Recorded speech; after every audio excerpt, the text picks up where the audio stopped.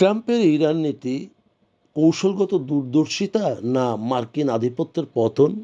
সম্প্রতি মার্কিন president Donald ট্রাম্পের এক দুর্দৃশ্যতামূলক কার্যকলাপের জন্য বিশ্বব্যাপী সমালোচনার পাত্র হয়েছেন। সম্প্রতি ওয়াল স্ট্রিট জার্নালে প্রকাশ পেয়েছে ওয়াল্টার রাসেল মিলের বিশ্লেষণমূলক এক নিবন্ধ। সেখানে বলা হয়েছে কৌশলগত ব্যর্থতা ও আভ্যন্তরীণ সমালোচনার কথা। বিশেষ করে ট্রাম্পের ইরান নীতিতে খোদ মার্কিন কূটনৈতিক মহল এবং ইউরোপীয় মিত্ররা ভ্রান্ত ও ক্ষতিকর হিসেবে এটি দেখেছেন।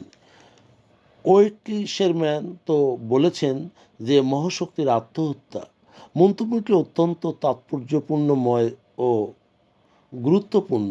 এটি ইঙ্গিত দেয় যে ইরানের বিরুদ্ধে সামরিক শক্তি প্রয়োগ মার্কিন যুক্তরাষ্ট্রকে বিশ্বমঞ্চে একা করে দিয়েছে। ভূ রাজনৈতিক অনভিপ্রেত ফলাফল। সমালোচকরা বলেছেন যে ইরানকে দমানোর চেষ্টা উল্টো রাশিয়া ও চীনের জন্যে আশীর্বাদ হয়ে দাঁড়িয়েছে। জ্বালানির দাম বেড়ে যাওয়ায় পুতিনের যুদ্ধ তহবিল স্ফীত হচ্ছে এবং এর যোগানও বেড়েছে, যা আর তার মধ্যে মার্কিন ব্যস্ততার সুযোগে চীন তাইওয়ান নিয়ে বেশ সুবিধাজনক অবস্থানে চলে গেছে।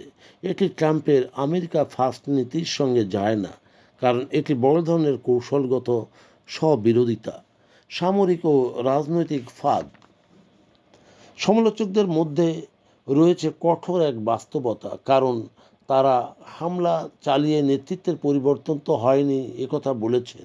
উল্টো দেশটির উগ্রপন্থী আইআরজিসি রাষ্ট্র ব্যবস্থায় আরও শক্তিশালী হয়েছে, বরং ইরানকে পুরোটাই আইআরজিসি কুক্ষিগত করেছে।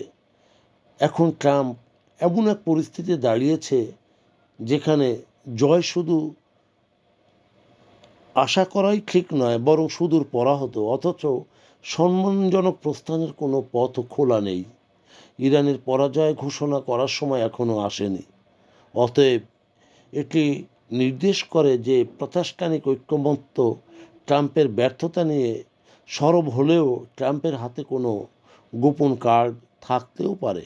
মূলত অধিকাংশ সমালোচক জোরালো যুক্তি দিয়ে ট্রাম্পের ওপর কঠোর যুক্তিতর্ক তুলে ধরেছেন।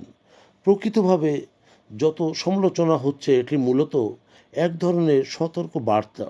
যুদ্ধ শুরু করা সহজ হলেও তা থেকে বের হওয়া এবং সুদূর প্রসারী অর্থনৈতিক ও কূটনৈতিক প্রভাব সামলানো কতটা কঠিন।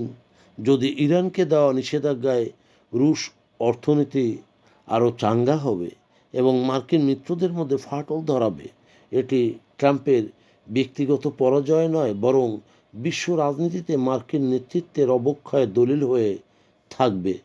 বন্ধুগণ, যদি আমাদের এই তথ্য গল্প আপনার ভালো লাগে তাহলে লাইক এবং শেয়ার দিন, এবং আজ আমাদের সঙ্গে থাকার জন্যে ধন্যবাদ।